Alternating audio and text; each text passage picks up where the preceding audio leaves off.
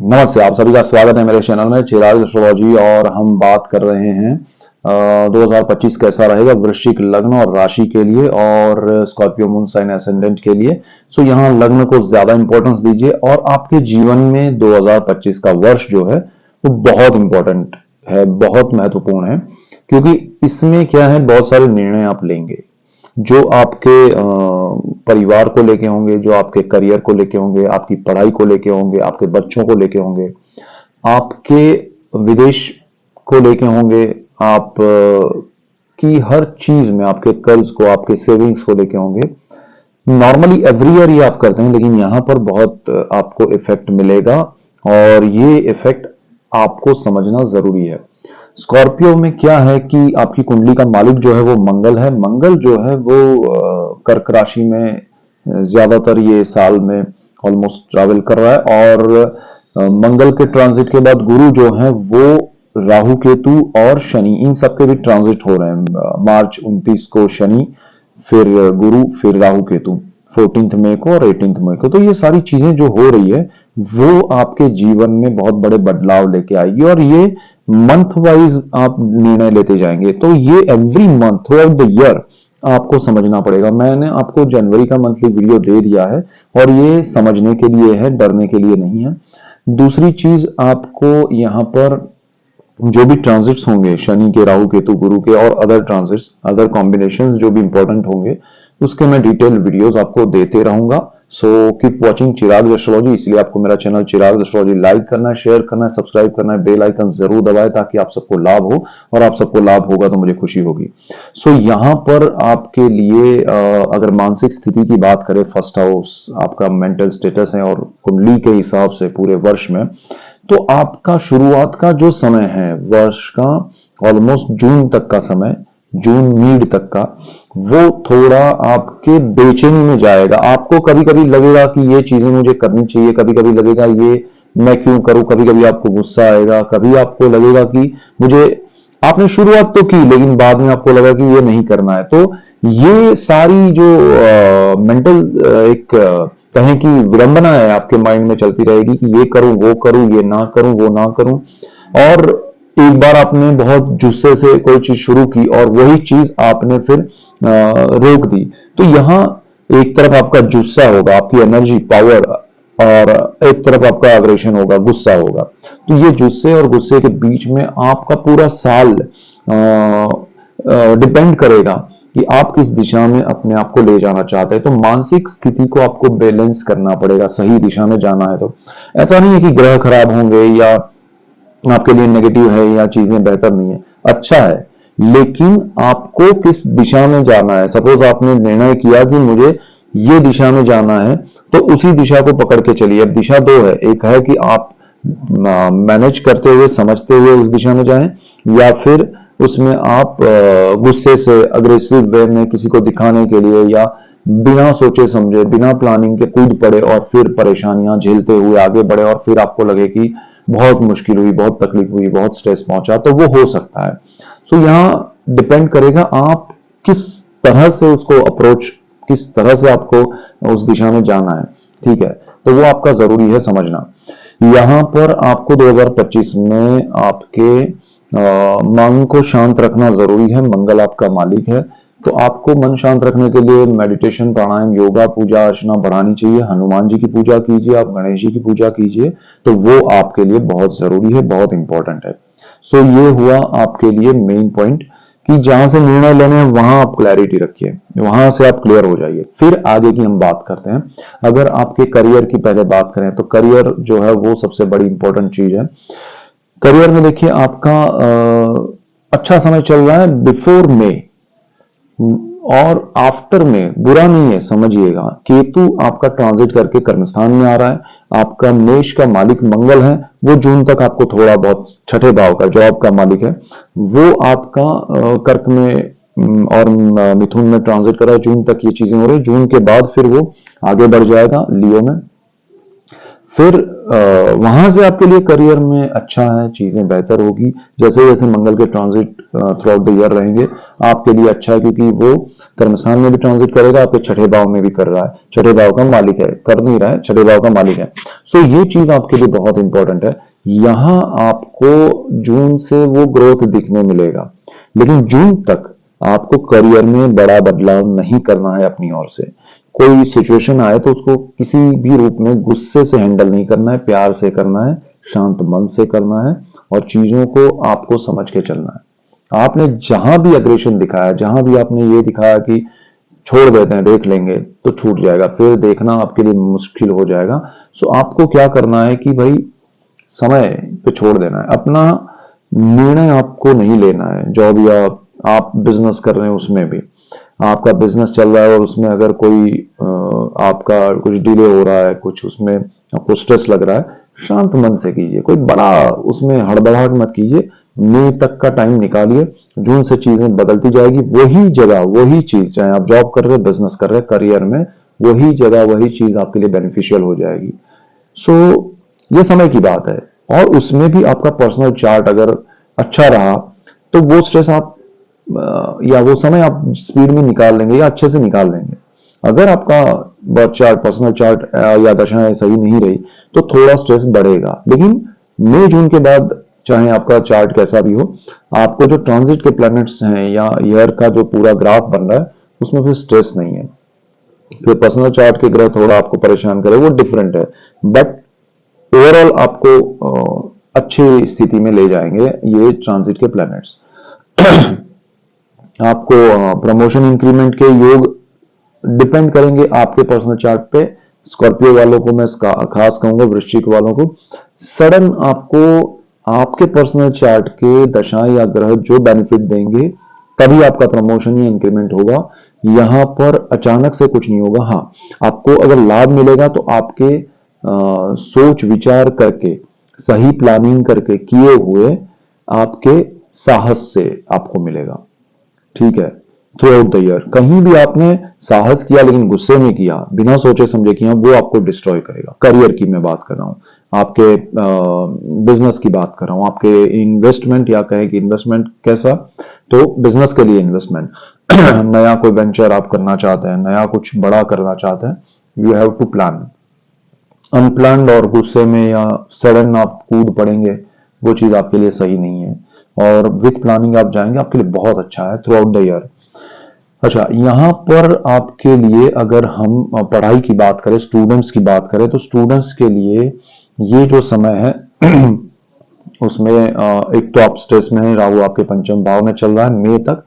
तो शनि जो है वो मार्च में ट्रांजिट करके राहु के पास आ रहे हैं, और वहां राशि जो है वो मीन है, गुरु की है। तो आपको थोड़ा बहुत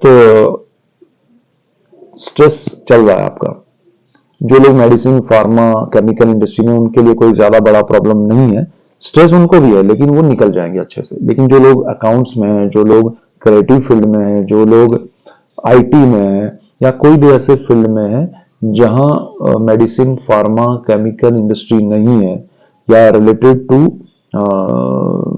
आपका मेडिसिन या डॉक्टरी जो भी है, उससे रिलेटेड कनेक्टेड, जैसे माइक्रोबायोलॉजी है तो वो उसमें आता है। तो ऐसे बहुत सारे एरियाज हैं जो उसमें मेडिसिन, मेडिकल फील्ड से कनेक्टेड है, उनके लिए ज्यादा प्रॉब्लम नहीं। बाकी सबके लिए थोड़ा स्ट्रेस है।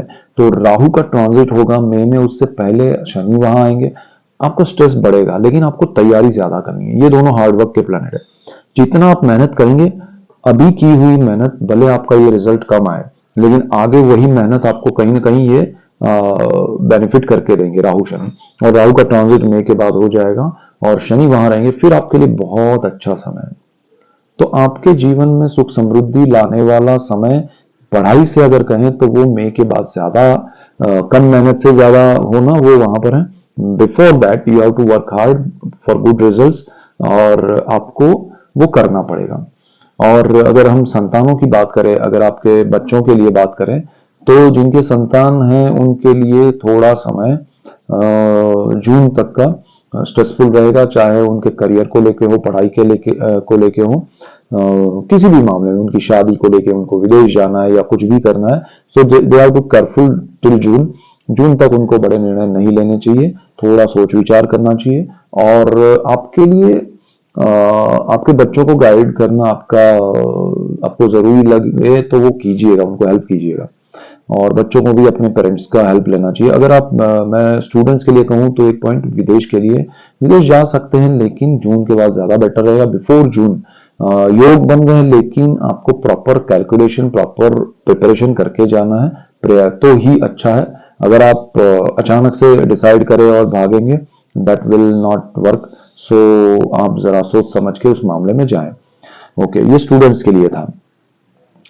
नॉर्मली विदेश की अगर हम बात करें, जो लोग विदेश जाना चाहते हैं, चाहे घूमने जाना चाहते हैं, चाहे पढ़ाई के लिए, तो हमने बात की, लेकिन जो लोग करियर के लिए, जॉब या बिजनेस के लिए जाना चाहते हैं, कुछ मीटिंग्स के लिए जाना चाहते हैं, जा सकते हैं, लेकिन अनप्लान्ड वे में विदेश ना जाए। यानी कि अगर आपको पता है कि मुझे इसी पर्टिकुलर काम से जाना है और इतने समय में आना है, दैट इज इम्पोर्टेंट। आपको बिना सोचे समझे पहुंच नहीं जाना, देखेंगे वहां क्या बात होती है, ऐसा नहीं। दूसरा, अगर आप परमानेंट जा रहे हैं, मतलब पढ़ाई करने के लिए या जॉब आप सोच रहे 5 साल के लिए जाएं या बिजनेस के लिए वहां चले जाएं, तो ये समय में मैं राय दूंगा जून के बाद निर्णय ले, उससे पहले नहीं। क्योंकि जून तक आपको बहुत सारी क्लैरिटी होगी, आपकी पर्सनल थॉट प्रोसेस जो है आपकी वो बदलेगी, या वर्ल्ड लेवल पे जो चीजें हो रही है उसमें भी आपको एक क्लैरिटी होगी। कुछ रूल्स बदलने वाले हैं तो आपको उसका इफेक्ट पता चलेगा। यहां पर आपको विदेश में अगर जो लोग रहते हैं उनके लिए अच्छा समय, जो लोग ऑलरेडी है उनको वहां लाइफ चेंजिंग एक अनुभव होगा। उनका वीजा, उनका पीआर, वीजा एक्सटेंशन होना, पीआर में अच्छा कुछ सपोर्ट मिलना, या उनको ग्रीन कार्ड में, तो वो सारी चीजें उनके लिए बेनिफिशियल है। उनके लिए अगर वो रहते हैं वहां, कोई प्रॉब्लम हर्डल्स है तो वो भी सॉल्व हो जाएंगे। सो ये समय उनके लिए नेगेटिव नहीं है, बदलाव है। हाँ, आपका प्लेस चेंज हो सकता है, तो थोड़ा वो ध्यान रखिएगा। यहाँ पर अगर हम आपकी हेल्थ को लेके बात करें, तो हेल्थ में देखिए, आपको कोई बड़ा ऑपरेशन या ऐसे योग तो है नहीं। हाँ, आप थोड़ा बहुत सपोज गिर सकते हैं कहीं, तो फ्रैक्चर हो गया, तो थोड़ा रूटीन जैसा रहेगा, लाइफ में होता रहता है। खासकर बच्चों को खेलते वक्त गिर जाना, या कभी कभी आप बाइक लेके जा रहे हैं, तो ये कोई बड़ा वो नहीं है, लेकिन छोटा मोटा होता रहेगा, तो वो संभालना है। और आपको जिनको जॉइंट्स में पेन है, जिनको लग रहा है कि मुझे बोन से रिलेटेड, जिनको लगता है कि डेंटिस्ट के पास जाना पड़ेगा, तो प्लीज आप उसमें केयर कीजिएगा। ये आपके लिए जरूरी है। उसके रिगार्डिंग जो निर्णय लेना है वो सब सोच समझ के लीजिए, बट उसको अवॉइड मत कीजिए, ठीक है। सो ये आपको ध्यान देना है, बाकी सब ऐसा कोई नेगेटिव नहीं है। और भाग्य का सपोर्ट जो है वो आपको 50-50 रहेगा, उतना ज्यादा सपोर्ट नहीं है। बट आपको जुलाई के बाद से, जुलाई वहां से फिर आपके लिए थ्रू आउट भाग्य का सपोर्ट मिलेगा, अच्छा रहेगा, और उसमें आपको लाभ भी होगा। तो शुरू के समय में थोड़ा संभालना है। यहाँ आपको जो लोग प्रिपरेशन कर रहे हैं गवर्नमेंट जॉब के लिए, उनको थोड़ा हार्डवर्क बढ़ाना पड़ेगा। मई से पहले अगर उनके एग्जाम्स हैं, मई से पहले उनके रिजल्ट्स हैं, मई से पहले उनका इंटरव्यू है, या कोई उनका ऑर्डर नहीं आया, ऑफर लेटर नहीं, तो वो मई से पहले आ जाएगा। मई से पहले उनके लिए अच्छा समय। आफ्टर मई जब केपी एक बार वहां आ जाएंगे, सारी चीजें डिले हो सकती है, थोड़ा आपका आलसीपन बढ़ेगा, थोड़ा आप काम मतलब पढ़ाई में या उसमें या मेहनत करने में थोड़ा पीछे हट करेंगे। तो वो फोकस्ड रहना है, वो चीजें अवॉइड करनी है आपको। मेडिटेशन करते हुए अपने आप को मोटिवेट करना है, और आपको अपने आप को जिनकी पूजा करनी है, करते हैं, उनको बढ़ाना है पूजा को, तो वो आपके लिए अच्छा रहेगा। तो उससे आपका जो फोर्स है वो बना रहेगा पढ़ाई की ओर, और आपके एक जो गोल है उसकी ओर। यहाँ पर अगर हम बात करें आपके धन संचय की, तो धन संचय आपका बढ़ सकता है after mid of the year. देखिए, बिफोर कुछ चीजें अच्छी है, कुछ आफ्टर अच्छी है, मई से पहले और बाद में, तो थोड़ा ध्यान रखिएगा। मीनवाइल मंथली आपको मिलता रहेगा, मैं ट्रांजिट्स के भी डिटेल वीडियोस आपको देने वाला हूँ, सो डोंट वरी। बट आपको उसको समझना पड़ेगा, अपनी लाइफ में अप्लाई करना पड़ेगा, उसका लाभ उठाना पड़ेगा। सेविंग्स बढ़ेंगे, फैमिली का सपोर्ट बढ़ेगा। जैसे जैसे वर्ष आगे बढ़ेगा आपके जीवन में सुख समृद्धि सुविधाएं बढ़ेंगी, आपका कंफर्ट जोन बढ़ेगा। आप विदेश में हैं तो और ज्यादा आपके लिए अच्छा होगा। आपका राहु 4th हाउस में आ रहा है, आपको प्रॉपर्टी लैंड व्हीकल्स में कुछ निर्णय लेने हैं तो बिफोर में हो रहा है तो अच्छा है, आफ्टर में you have to think more than twice और आई कैन से थ्राइस। जितना आप सोच सकते हैं उसको आपके करीबी लोगों से डिस्कस करके फिर निर्णय लीजिए तो वो ज्यादा बेटर रहेगा। आपके लिए जैसे माता पिता है तो उनके साथ भी थोड़ा डिस्टेंस बढ़ेगा आफ्टर मई जून जुलाई में। वो दूरी, वो रीजन, चाहे आप पढ़ाई के लिए जा रहे हैं, बिजनेस जॉब, किसी भी रीजन से, या फिर रिलेशन खराब होके भी जा सकते हैं, तो यहाँ प्रॉब्लम्स आ सकते हैं। तो आपको उसमें थोड़ा ध्यान देना पड़ेगा और उन दोनों की हेल्थ के लिए आपको थोड़ा कॉन्शियस रह के ओपिनियन लेके फिर उसमें निर्णय लेने चाहिए। सो वो एक चीज है। यहाँ लाइफ पार्टनर जिनकी शादी नहीं हुई है, शादी के योग अच्छे हैं, शादी के लिए अच्छा लाइफ पार्टनर मिल सकता है। आपका प्रेम विवाह होने के चांसेस कम हैं ये साल में। और आपको लाइफ पार्टनर की हेल्थ के लिए ज्यादा नहीं सोचना है, लेकिन हाँ जो अभी इंडिकेशन आपको मिले हुए हैं उनकी हेल्थ को लेके, उसको आपको ध्यान में रखते हुए थ्रू आउट द ईयर उनकी जो ट्रीटमेंट है या जो भी चीजें हैं केयर करना, क्योर जो भी है वो आपको करना जरूरी है, अदरवाइज वो बढ़ सकता है। पार्टनरशिप में बिजनेस करना ये समय थोड़ा ठीक है, लेकिन उतना पॉजिटिव नेगेटिव नहीं है। तो थोड़ा पार्टनर्स कौन है, क्या कर सकते हैं, उसमें क्या चीजें हैं, वो थोड़ा ध्यान रख के चलेंगे तो अच्छा है। सो ओवरऑल आपके लिए अच्छा है। पैतृक संपत्ति में पॉजिटिव रिजल्ट्स मिलेंगे। आप अकल्ट में जाना चाहते हैं तो मिड ऑफ द ईयर से आपको उससे भी लाभ होगा। और गुप्त धन के पीछे ना भागे, उसमें कोई बड़ी आपको मतलब सफलता नहीं मिलेगी। आपको सडन बेनिफिट हो सकते हैं, बट आप किसी चीज के पीछे, गुप्त धन के पीछे भागेंगे वैसा नहीं, बट सडन आपको कोई लॉटरी लग गई या कहीं से कुछ मिल गया तो वो मिलेगा आपको। सो ये सारी चीजें हैं आपके लिए मेन पॉइंट से। सो डोंट वरी, अच्छा है समय। Keep watching Chirag astrology. That's it for today. Keep watching Chirag astrology. Thank you for watching. God bless you and goodbye. Thank you.